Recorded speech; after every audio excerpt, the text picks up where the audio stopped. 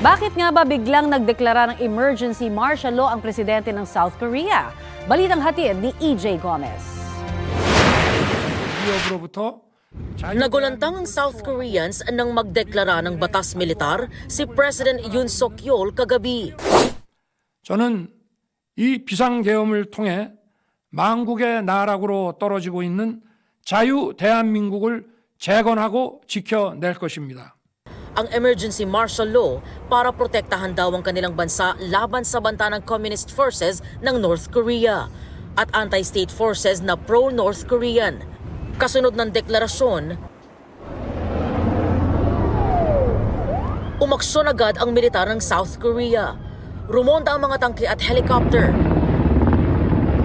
habang idineploy ang mga sundalo sa Parliament Building sa Seoul. Agad namang kumontra sa martial law ang opposition leader na si Lee Jae-myung. 윤석열 대통령의 불법적이고 위헌적이고 반국민적인 계엄 선포. Pahirapan pa ang pagpasok ni Lee sa Parliament Building. Sa labas ng compound, sumiklab naman ang tensyon sa pagitan ng pulisya at libu-libong nagpoprotesta. Sa gitna ng kaguluhan, bumoto ang 190 mambabatas para ideklarang invalid ang batas militar. 국회의 의결에 따라 대통령은 즉시 비상계엄을 해제해야 합니다.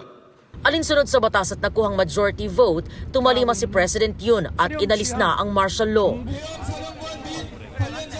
Bago makarecover, bumagsak ang halaga ng won kontra dolyar na pinakamababa sa nakalipas na 2 taon.